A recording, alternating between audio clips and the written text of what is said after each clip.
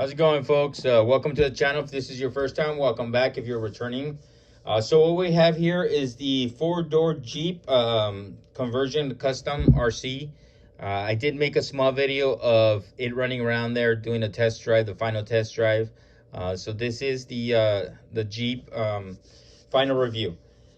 So I'm gonna go through a couple things, just the battery access, turning it on, turning it off, the winch control, and the transceiver, the transmitter and receiver, I mean.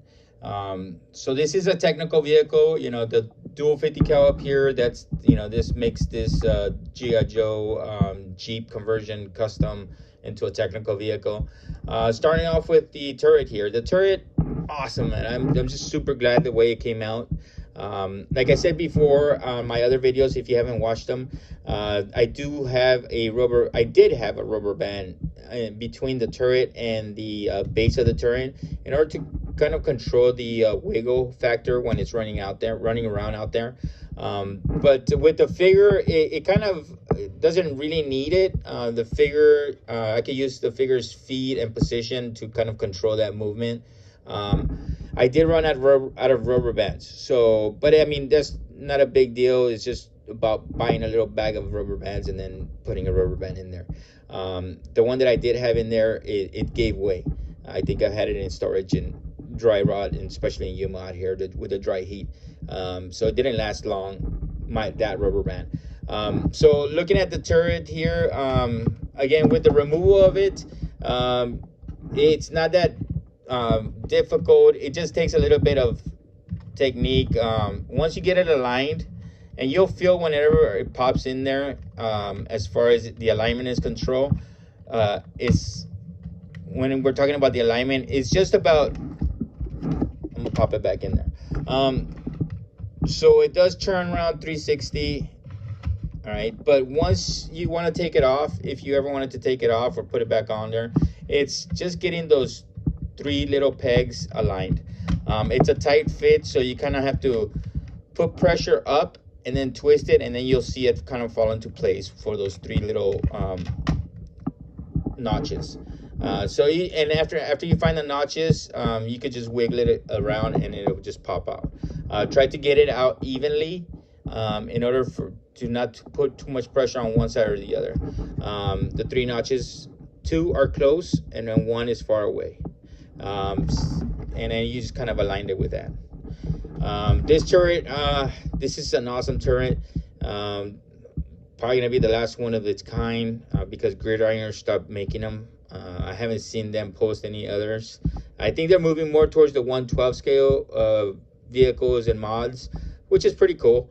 But I wish I would have bought a couple more of these, because they have good detail. Other than the barrel, it's pretty cool. And you can see here, I'm not sure if you can tell, but it's already starting to get that little paint wear, and it still has, so because I used the material that I did, it kind of has that little metal bottom glare to it, which is pretty cool. It's one of those little details that I actually like. So the vehicle itself, the battery sits up front, and the charging cable just sits in here. The charging cable, I did make it accessible. This is the charging where you have to put it into play, and the cable is long enough where you could just plug it in, kind of like charging an electric vehicle, right? You just kind of plug it in. You don't have to take off the body. And once you're done charging it, which there's a little indicator light here that turns green, you can just unplug it and then just slip in the wire back in there. The wire sits in a way where it's pointing backwards anyhow, so it has a tendency to want to just stay there. All the test drive that I did to this vehicle, not once did that cable slip out. So it's in a good place, and just because it's loose in there doesn't mean that it's gonna pop out. But in case you did want to access a battery, which is an upgraded battery, I think I have another one here. This is an upgraded battery. It's not the original one that came with the chassis itself, but it's a 1200 milliamp. So this is a pretty good battery. I don't foresee it needing to be replaced or getting access to it. But if you did need access to it, all you have to do is take off these two D10 pins up front, two D10 pins in the back, and then the body just lifts up, and then you'll have access to the battery. The battery sits in such a way in between these two posts where it's not going to wiggle out. This is the connector. This is the actual connector to the electronics. So I believe this is a JST connector, and there's only one way it can go into the female side. So this is the male side, and that's the female side.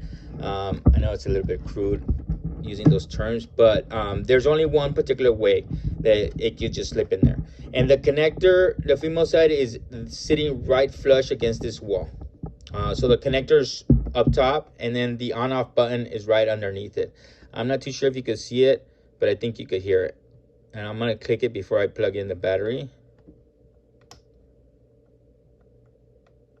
And it's very little, and it barely sticks out, just enough where you could use your fingernail or a screwdriver or anything just to tap it, and it turns on. As you can see, there's a little bit of red color in this little window here, this little cutout.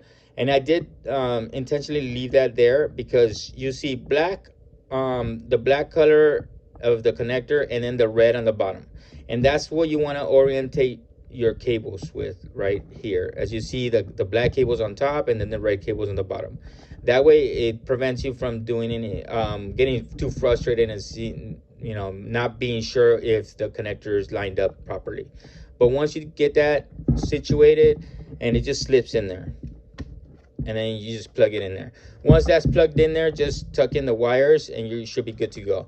Just like the charging cable, the charging port back here, on the other side, this cable is also facing that way, so it sits there just snugly. All you got to do is just tuck it in there. It doesn't prevent it doesn't hinder any of the functions of the vehicle. Man, the shocks are just awesome on this thing. It still has a little bit of dirt there from my my trial runs, right? So once that's plugged in, this is the transmitter, I mean, and it's pretty simple. You have the on-off button here, and it just switches up. This little button on the side is a mode button, and you could just press that, and that controls the lights, high beams and low beams. I suggest putting it in low beams unless you're going to be running it at night. Low beams uses a lot less energy from the battery, so you can run it for a little bit longer.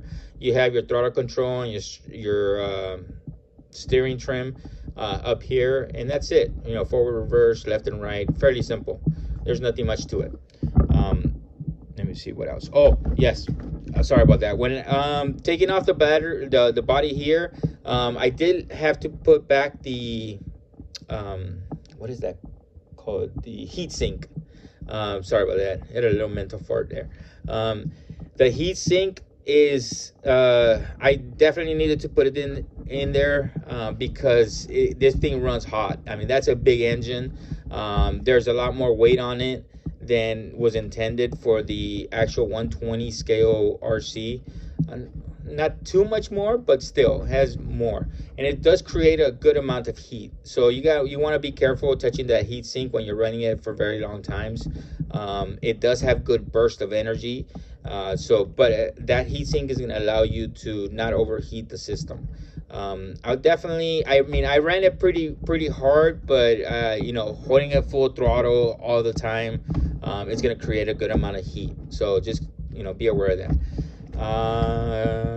Oh, the winch. So let's turn on the vehicle, and then the winch itself is, so here's the button, and it turns on, and the lights will blink until it syncs up to the controller.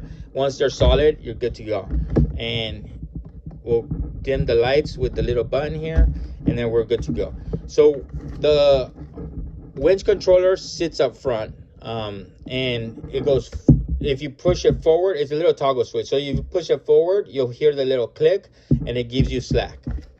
Okay, so it's giving me slack. And to stop it, you just put it in the middle, and then to retract it, you just push the toggle switch backwards. and it'll start linking it back. I usually just hook it here in order for it to just grab onto some tension.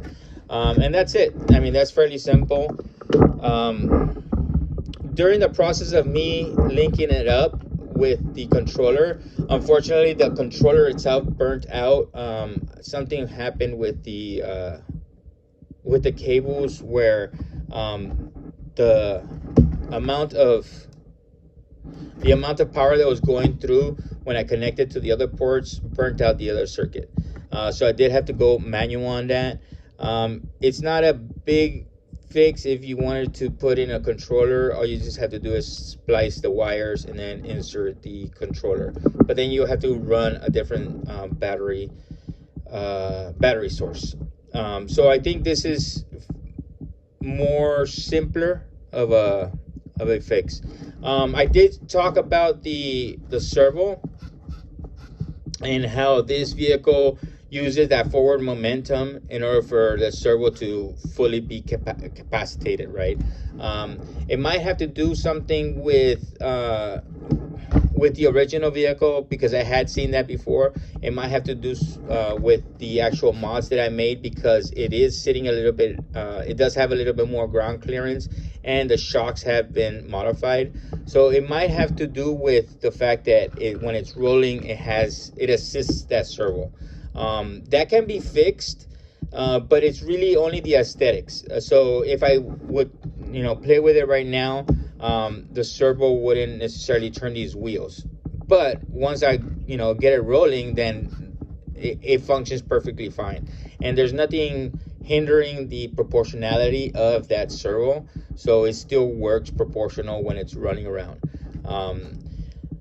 In order for me to fix that, I would probably have to rehaul the whole receiver and transmitter situation, put in a stronger servo and then another receiver and transmitter combo. It would just be costly for just kind of the aesthetics of just watching these wheels turn when it's sitting, when it's static, when it's not really moving forward or reverse. So I don't know, that cost, I think, is well worth not putting it into it. But either way, that's why I like making the bodies removable. If anything goes wrong, then I could still go in there and have full access to the whole unit. And I can fix anything or remove anything, upgrade anything, or what have you, right? Man, those shocks are cool. So yeah, the shocks. Sorry, I'm kind of reminiscing there, huh? On all the mods that I did there. So all right, folks, I'll try to keep this video a little bit shorter than my other ones for sure. But if you folks have any questions out there, anything that I might have overlooked, please feel free to send me a message and I'll try to answer your questions as best as possible. It is a little bit pricey for these vehicles that I create, because I do spend a lot of time building these. But if you're inspired by these videos and you folks want to build one of these for yourselves, by all means, all it is taking time. It's just a little bit of time. A little bit of time. Nah, I take that back. There's a good amount of time that goes into building one of these, but there's nothing real real difficult about this. If you want to build one, by all means, I could walk you through it. My time and my advice to you is totally free, which is way cheaper than commissioning me for one of these. But if you want to commission me, by all means, I'm open to it. So yeah, again, folks, take care of each other out there, take care of yourselves, and hopefully we'll see you soon. My next video, I'm hoping to get the 112 scale 4-seater vamp. I have it prepped for a video to do a little bit of a test drive video, so you folks could see it in action. I already made a video highlighting all the qualities of that vehicle, so stay tuned and hopefully we'll see you soon.